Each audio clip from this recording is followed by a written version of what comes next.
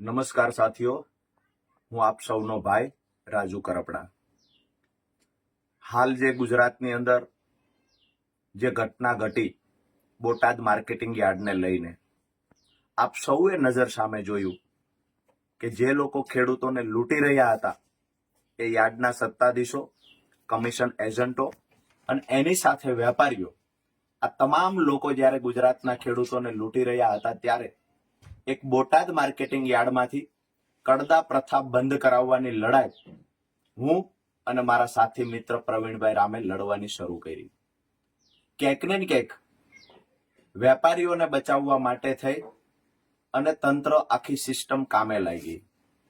જુઠ્ઠા કેસમાં અમને લોકોને ફસાવવાના પૂરતા પ્રયત્ન થયા।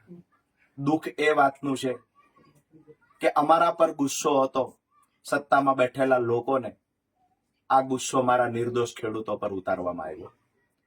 ક્યાંક ને ક્યાંક હું જ્યારથી જાહેર જીવનમાં આવ્યો છું ત્યારથી હંમેશા એક વાત કરું છું કે મારા ખેડૂતોને દેણામાંથી બહાર કાઢવા આ સપનું મેં જોયું છે। જ્યાં જ્યાં પણ ખેડૂતો સાથે અન્યાય અત્યાચાર થશે એની સામે લડવાનું મેં મન બનાવેલું છે। ખેડૂતોને દેણામાંથી બહાર કાઢવા માટે ખાસ કરીને જ્યારે પાક તૈયાર ખેડૂતોનો થયો હોય અને માર્કેટિંગ યાર્ડમાં વેચવા જાય, પૂરતા ભાવ ન મળે, આ સમયે ખેડૂત ખૂબ દુઃખી થાય છે અને દુઃખ મેં મારી નજર સામે જોયું છે। તો યાર્ડના સત્તાધીશો અને ખેડૂતોના ખિસ્સા કાપનાર વેપારીઓ સામે બોટાદમાંથી અવાજ ઉઠાવવાની અમે લોકોએ કોશિશ કરી। આજે હું વિડીયોના માધ્યમથી તમામ ગુજરાતના ખેડૂતોને એક સંદેશ આપું છું કે આવનાર સમયમાં આવતી 31 તારીખે જ્યારે માન્ય અરવિંદ કેજરીવાલજી ગુજરાતના પ્રવાસે હશે અને તમામ મારા પરિવાર સમા ખેડૂત ભાઈઓ સાથેનું સંમેલન થશે। આ પહેલું એવું સંમેલન હશે ખેડૂતોનું કે જેમાં રાજુ કરપડાની હાજરી નહીં હોય। દોસ્તો, આ સંમેલનમાં હું જેલમાં હશું, મને સ્ક્રીન પર તમે જોઈ રહ્યા હશો। આ સંમેલન સમયે હું હાજર નહીં હોય, મારા ખેડૂત ભાઈઓને મળી નહીં શકું, આ વાતનું મને દુઃખ છે।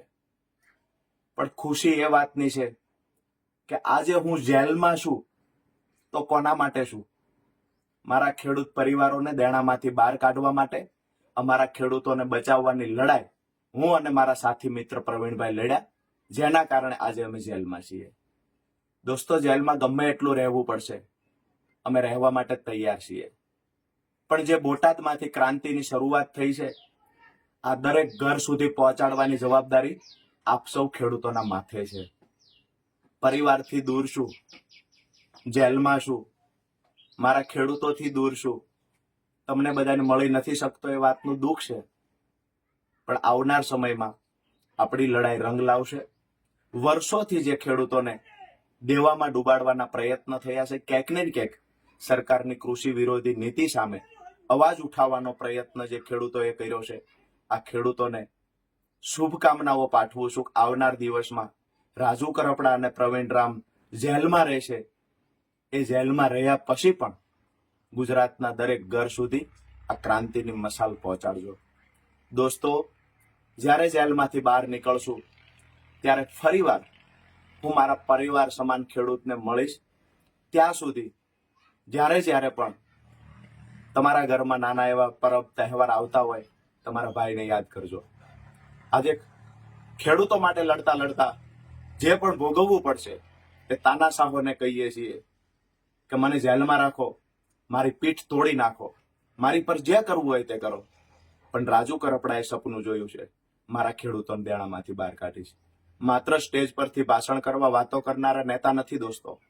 સપનું જોયું છે એ પૂરું કરવા માટે માં શક્તિ અને ઈશ્વર પરમાત્મા અમને તાકાત આપે।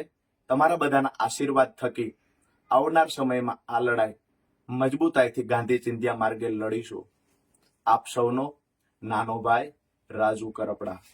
આપ સૌના પરિવારમાં સૌ માતાઓ બહેનોને મારી યાદ આપજો અને ખૂબ આશીર્વાદ આપજો કે આ તાનાશાહો સામે ખેડૂતોને બચાવવાની લડાઈમાં ભગવાન મને શક્તિ આપે।